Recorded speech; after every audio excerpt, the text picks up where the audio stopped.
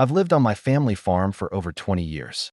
It's a quiet stretch of land just outside the town limits, full of open fields, red barns, and a herd of dairy cows that have been in my family for generations. I value peace, privacy, and the satisfaction of working with my own hands. Unfortunately, my property also borders a suburban neighborhood that's governed by one of the most infuriating homeowners associations you could imagine, and at the center of it all stands Karen. Karen was the self-appointed queen of the HOA. Even though my land wasn't under their jurisdiction, she believed everything and everyone within eyesight of her precious community should bend to her rules. For years, she complained about my cows being too loud, the smell of hay ruining her outdoor brunches, and even had the nerve to suggest I repaint my barn because the red color clashed with the neighborhood aesthetic. I ignored her, of course. She didn't own my land. She didn't control my life. But that didn't stop her. Then came the wedding. One morning in late spring, I noticed unusual activity in my south pasture. Tents, tables, white chairs being neatly lined in rows. Strangers walking across my land like they owned it. At first, I thought maybe someone had simply gotten lost or a delivery had been dropped in the wrong place, but no. Karen was there, clipboard in hand, bossing around a group of decorators like she was directing the royal wedding. I marched right down the hill to confront her. She smiled like we were old friends having a casual chat. "Oh good, you're here," she said, waving her hand dismissively. "We're setting up for my daughter's wedding. The community venue was booked, and this land was just sitting here doing nothing. Be a dear and keep the cows away from the ceremony area, will you?" I stared, stunned. "Karen, this is private property. You did not ask. You did not pay. You cannot just use my farm for your event." She laughed. Actually laughed. "Oh please," she said. "It's for a wedding. Don't be dramatic. It's just land." I told her she had 2 hours to clear everything off, or I'd take action. She rolled her eyes and walked away, calling me farm boy under her breath. That was the moment I decided that if she wanted my farm, she was going to get the full farm experience. The deadline I gave Karen came and went. Not only did she refuse to move the wedding setup, but more people began arriving. A catering truck rolled in like they had been given full permission. Photographers were scouting angles near my barn. A florist was wiring fresh roses to a wooden arbor. An arbor built in the middle of my pasture. And worst of all, the bride and groom arrived, looking blissfully unaware that they were standing on land they had no right to be on. I tried once more to speak with Karen, because despite how infuriating she was, I didn't want to punish innocent people. This time, she was standing near the arbor with her daughter, who, to be fair, looked embarrassed and uncomfortable. "Karen," I said, keeping my voice steady, "this is your last chance. Take this wedding off my property. You did not get permission. You are trespassing." Karen turned and looked at me like I was a mosquito buzzing near her ear. "Oh, stop. You're being ridiculous," she said. "You have acres and acres. You're not even using this part. Consider this a donation to the community.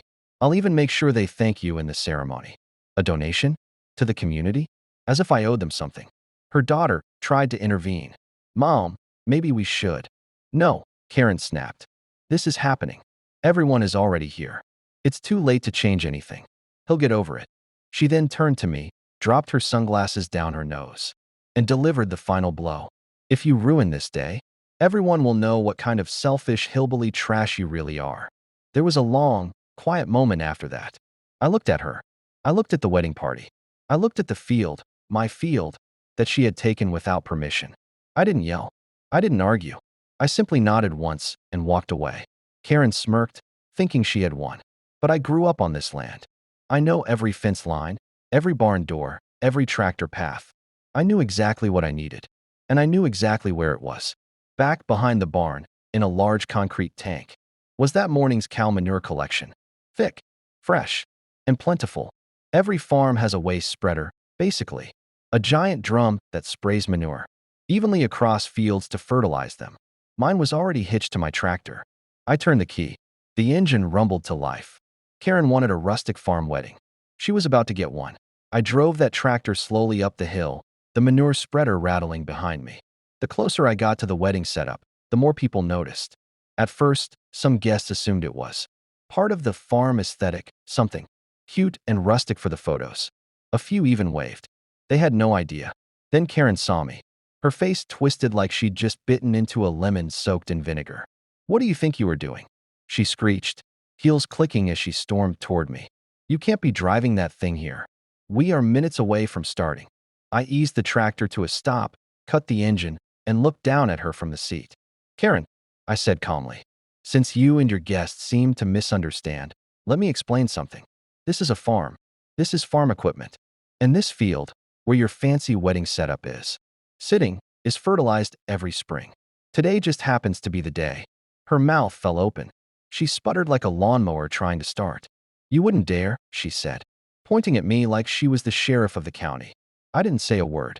I started the tractor again. The guests were taking their seats, the music was starting, and the bride was standing near the aisle with her bouquet. I actually felt bad for her. She hadn't caused this. But she also hadn't stopped it. I engaged the spreader. A thick, wet spray of cow manure arced through the air like a glorious, muddy fountain. Chaos erupted instantly. Guests screamed. People covered their heads and ran in every direction. White tablecloths turned brown in seconds. The roses on the arbor dripped with a smell no perfume on earth could drown out. The groom fell backward into a chair that collapsed beneath him. One of the catering staff slipped and skidded across the grass, like a sad figure skater. But Karen stood frozen, horror washing over her face like she had just witnessed the end of civilization. Her perfect hair, which had certainly cost 3 salon visits and at least one argument with a stylist, was now dotted with unmistakable brown speckles. She shrieked my name like she was calling down judgment from the heavens. I revved the tractor. "I warned you," I said over the engine. The bride burst into tears. The wedding guests fled like it was a fire drill. The entire setup collapsed into a swamp of stench and misery. Karen tried to chase after me, but the field was slick now. She slipped and fell, arms flailing, directly into the muck. The farm had spoken. After the field was cleared, more accurately, evacuated, I parked the tractor back behind the barn. The air still carried the unmistakable scent of justice and fertilizer. I knew there would be fallout. People like Karen don't just slink away quietly. They explode, then blame everyone but themselves. I expected shouting, threats, maybe even police involvement. But I didn't regret a thing. Not for a second. Within an hour, Karen came storming up the driveway with 2 HOA board members in tow. They were a sight to behold, mud on their shoes, outrage radiating off them like a heat wave, and Karen still picking dried manure out of her hair. "You've ruined my daughter's wedding," she screamed, voice cracking. "You are going to pay for this." I held the property line. Literally, I stood on my land, the boundary sign visible behind me. "Karen," I said evenly, "you trespassed. You held an event on private land without permission. You ignored multiple warnings to leave. And you insulted me. I fertilized my pasture, something I do every spring. You just happened to be standing in it." One of the HOA board members, a man with a tight polo shirt and an expression like he constantly smelled sour cheese, tried to step in. "This community does not appreciate." I cut him off. "My farm is not part of your HOA. You have no authority here." That shut him up quickly. Karen, however, was ready to combust. She threatened to sue. She threatened to have my farm shut down. She threatened to contact the mayor, the governor, the president, and possibly the United Nations if she had their number. She did call the police. The officers arrived, heard Karen rant for nearly 10 minutes, then turned to me and asked a single question. "Did you give permission for any of this event to be here?" "No," I said. The officer nodded, looked at Karen, and said, "Ma'am, this entire event was unlawful trespassing. You're lucky he didn't have you all removed by force. If you pursue legal action, it will likely be reversed onto you." Karen's face drained of color. The other HOA members quietly stepped away from her, like rats leaving a sinking ship. Her daughter approached me later, quietly, eyes red from crying, not from manure, but from embarrassment. "I'm sorry," she whispered. "I didn't know she planned this. I thought she rented the space. I really am sorry." I believed her. I told her I hoped her future celebrations were peaceful and somewhere else. As for Karen, she avoided my property after that. The HOA left me alone. The cows continued their peaceful grazing, unaware that they had played the starring role in a story. our town would laugh about for years. Because on a farm, respect matters. And sometimes, consequences just happen to smell a little strong.